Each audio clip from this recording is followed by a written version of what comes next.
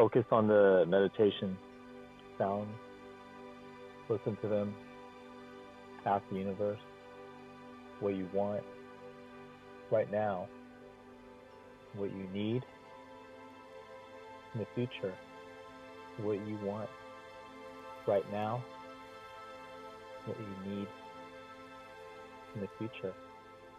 We have short-term wants, we have long-term wants, we have short-term needs, we have long-term needs. Focus on those and calm your mind. Allow it to drift into the universe. The universe is your mind. You can see the planets. You can see the stars. You can see the moon, the galaxy, the universe. Empower the universe. Ask for what you want and do what it takes to get it. We can't ask if we don't do. If we do, that shows that we are interested in wanting. And if we want something, if we're going to get it, that we can't expect or hope for things to happen if we don't put the work in to get it. Once you recognize your value, once you respect yourself, then you can learn to love yourself. Many people will tell you that self-love is what you need. But the truth is that they don't have it for themselves, that they don't understand it. Like a popular word, like a trigger word, but they don't understand. They haven't been hurt many times. They haven't realized or even been self-aware or self-observed to recognize that. Why am I chasing? Why am I feeling all this pain because of another person? Why do I continue to do this, and why do I keep repeating these patterns? And when people come to realize through self-realization that, oh, now I know why, because I don't value myself, and that I keep attaching myself to other people. I need friends to feel I have worth. I need to be in a relationship or be married because that will show everyone that I have value, because I'm wanted and I have attention, I'm with this person, and now everybody's going to be looking at me. But it doesn't work that way, because if you can't be alone by yourself doing the things that you love because you want to do them and not because you're trying to do them to make other people pay attention to you, then that means that you're not really valuing who you are. And if you can't even write a list of all the things that make you valuable as a human being, as the person that has lived to this point in time, a lot of things had to happen to bring you into this world. A lot of things had to happen for your parents to raise you and to protect you and to keep you safe. And that God from above has watched over you to keep you safe, because you could be in the wrong place at the wrong time, and you could have died before, that you could have left this world many times. But God is guiding you, and people do die and people do get into tragedy. But to realize that God above wants the best for you, that God is giving you an opportunity to live the best life possible, and that you have to trust Him and have faith in Him and believe in your prayers and believe in the words that you say. When you tell somebody, because we can't expect things and hope for things if we don't believe, or to put into thought. Like if we say something and we say a prayer, and then all of a sudden in our mind or in our body, we're like, yeah, I don't believe what I'm asking it could happen. That when we say a prayer, we have to believe in what we're asking for. And we can't keep asking without doing. And that we can't keep just thinking about ourselves and being selfish, because if you start to do for others, you don't do for others to expect things back. You don't do it to say, like, in your mind, you're thinking, I better get something, because I need something, like, for doing this, because this is my time, it's too valuable, and my energy and everything. That you're doing it because you know that there's that need, and that you know you can do it because God gave you the gifts and talents to do it, and that you're not going to hold it back because you're not getting paid money, that you're not making a living doing it, that you're going to do it while you're struggling, that you're going to do it at every moment you can when somebody needs it, and that you're going to keep doing it because you know that if you do it, that you could help somebody. If you help someone, that they could live a good life, and then they could help people, and it expands and expands. So we can't think about numbers. We can't think that, well, we don't have millions of followers, that we're not famous, or people don't pay attention to us, and that we should just quit because we're wasting our time. We have to think about what we can do, even for the smaller person, even for 5 people or 1 person, because all it takes is that 1 person that you're helping, because you're saving a life, and 1 life has value over millions of lives, because every life matters, because it's a living life that God allowed to make possible to be born into existence. And that we start to focus on other people and what they think. We start comparing ourselves to others, or we can't heal because of like a relationship and we have a broken heart. That's normal, and that we allow it to pass. When people die, when our family members die in the future, it's going to hurt us. Yeah, we're going to be like, sad, and we're going to cry. And that's what we do, that we cry. We cry because it's emotional, because we care. And maybe we don't cry right away, or maybe we cry, a year from now, because we think about things, or we have time to really reflect. But that we live and we die. That it's a short life. A short life if you compare it to history, or billions of years that this world's been around, 5 billion years or however long. We don't know the exact number, but we know it's over 1 billion years. That we're like a little, we can't even measure it. It's like so small, like our life compared to like this whole earth, that we like really focus on what we want, and we put all our time and energy into becoming better, that it will become easier to do what we want. That we allow distractions to hold us back, then it's going to set us back. And that we're going to lose time. We're going to lose opportunity, because we're allowing ourselves to be like sad over something that we know that it should make us sad, of course, because we care. We care, we love. And yeah, we're going to get sad, and we could get angry, and then we could start having regrets and resentment. But when you start to value yourself and respect yourself and love yourself, you will not have any of those feelings. You won't have resentment. You won't have regret, because you know that there can always be another person out there. If it's relationships, there's like many matches. If we start to think that they're the only person and they're our soulmate and this is it and I can't live anymore without them, I can't go on without them because then I can't be happy, then we start to really be selfish about our feelings, because God didn't make us to do that, to just sit there and just give up over 1 person.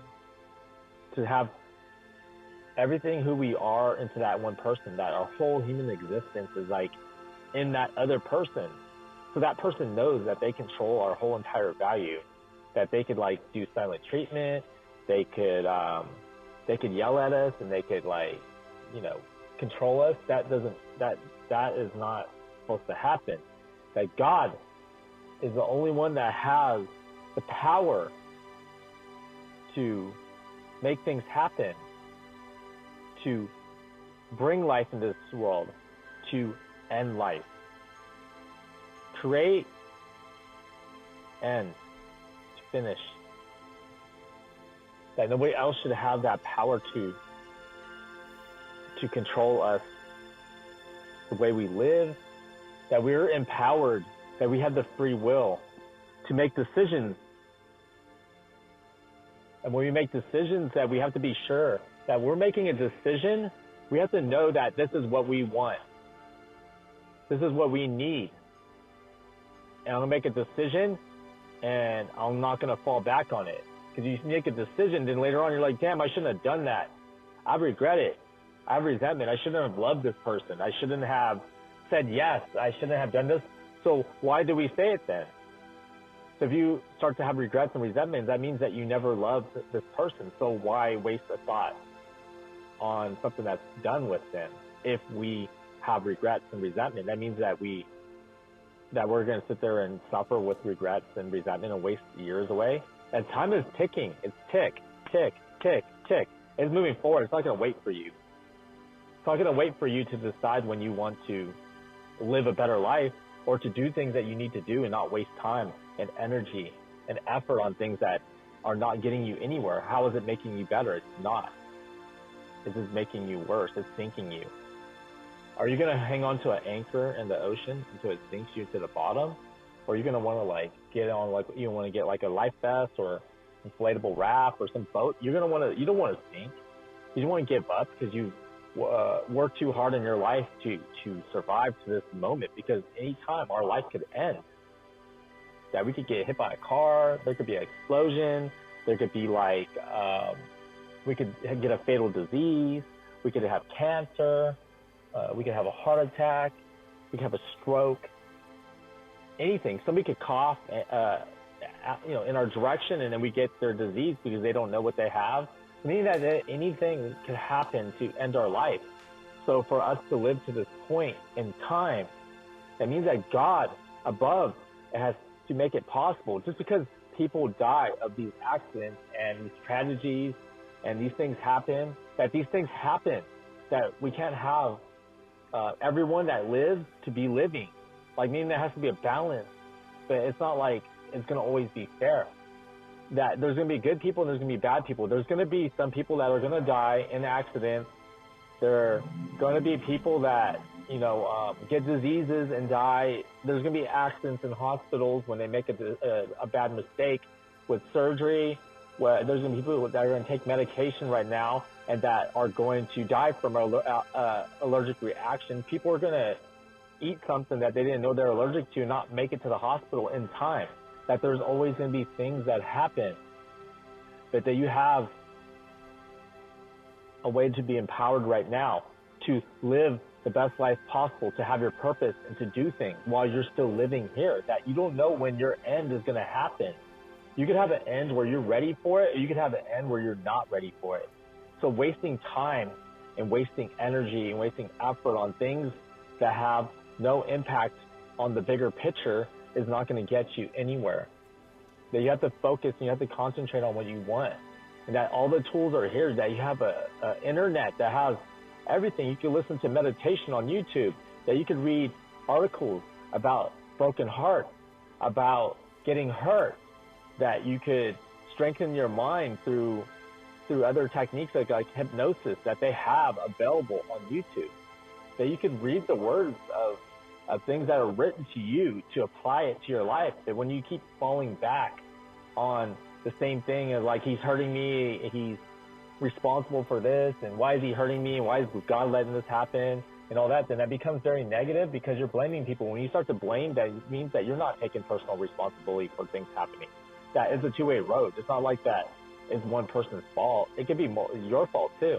It could be the guy's fault, your fault, or it could be neither fault. Maybe two people need to get stronger. It could be a blessing in disguise to help you to recognize your value and to start doing things now so you don't have this problem in the future where it becomes harder because you're older and now it's going to be harder for you to find somebody. You'll always find somebody. There's always going to be someone out there that you're drawn to. That is not only going to be one person. And that person, you can't wait for a person to decide when they want things to happen, or if they are just indecisive and Maybe I want to marry, maybe I don't want to marry. Maybe I want to have fun, maybe I don't want to have fun. It's all that Instagram stuff is like a negative attention if you use it for the wrong way. If you just go around searching for what you want. I want to see if a story is if they think about me. I want to see them hurt. I want to see them crying and saying like my heart is broken too. To want them to have pain too, then it shows that you don't love them the way you think you do, because nobody that loves somebody is going to want somebody to get hurt too. That they're going to want the best for them, and they're going to want them to be happy and not feel like that, because you know how it feels. Do you want somebody to cry every morning like you, to wake up crying and feeling sad and having a broken heart and not being able to lift themselves up and having low energy and not being able to eat and sleep and waking up like this crying and having, you know, like this really not being able to push themselves? Like, do you want your guy to feel that way too? To wish that pain on them too? That means that you wouldn't love them if you do that, because then you don't want them to be happy because you want them to feel like you.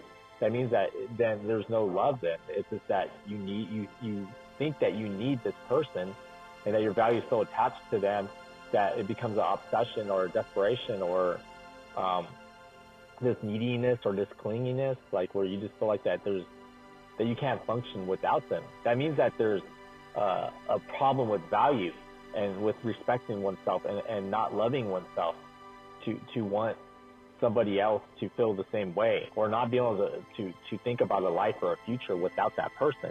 That person is not that valuable if they're not out there like reaching out to you, and they just need to feel validation for themselves, to look at it like, oh, am I important? Like, oh no, they're putting stories up. So if you continue to put stories up and put images up and design things on the way you feel, like what you write, like some of the advice that you have, you could just create like a caption and write that and put it on a nice image and design it. And you know how to use the Instagram tools for your own self to build your own creativity, to share like your own wisdom with people, to help them to heal like how you're feeling. You don't want people to feel that way, so you share your wisdom to like help them to understand like why things happen and what they can do. Well, you could teach them. It's called introspection, like where they could apply introspection and self-reflection to their own life, and self-observation is stepping outside of oneself to see what we do in our daily lives, like whether we self-sabotage or self-destructive. If we saw ourselves in a movie, what would we think about our own self? And that we should do things today, right away, right now, whether it's night or day, do it, find a way. Say, I don't want to feel this way no more, because why? You want to feel sad? People want to feel happy. So you can't just ask God, make me happy. You have to do things to make yourself happy. You have to do the work. And we can't just be asking for things, because what are we giving in return? If we're just sitting there asking and asking and asking and then blaming. So why is God going to care about us, or why people are going to care about us if we're just blaming everyone for why we feel the way we do and why things don't happen? That we're not doing anything. We're not, putting sweat, like burning ourselves out to do things to make things better. Like if we just keep repeating the same actions, like we keep saying, it's their fault, why they treat me this way, and how could they do this, and what are they thinking? Like, it doesn't matter what they think. What matters is what we do. Thinking about something that we don't know for sure unless we communicate is a waste of time. If we assume and we overthink, we doubt, and all these feelings that we put in ourselves, that's all negative stuff. Self-doubting, overthinking, second-guessing. That means that we're not confident, if we're not sure. If we make a decision, we're like, should I do it or should I not? Should I do it or should I not? If I do it, I might regret it. But if I don't do it, I might regret it. Like, if we start doing things, we have to be confident in ourselves to know and trust our instincts. If you're going to put, like, money in a parking meter because you think you're going to get a ticket, like, maybe I should do it later. No, if you know you need to put money in the thing, you know you need to put gas in your car, then you're going to do it, because you know that if I don't do it, then I'm going to run out of gas, or I'm going to get a ticket if I don't put money in the parking meter. That you're not going to, like, second guess things. You can maybe not put it, maybe take a chance, but then maybe you get a ticket, or you take a chance of running out of gas. If you don't eat, then you take a chance of being weak because you don't have energy. If you don't drink water, you could get dehydrated. Like, meaning that there's a risk. There's always a risk. We make sacrifices sometimes. We do things. Why do we continue to do it? Because we do it because we believe in something. We know that maybe we'll get something out of it, maybe we're not. That we have to be okay with it. Like meaning that if we do something, we have to be okay with it. So apply these like techniques in your life, and maybe you'll find improvement and not be so sad.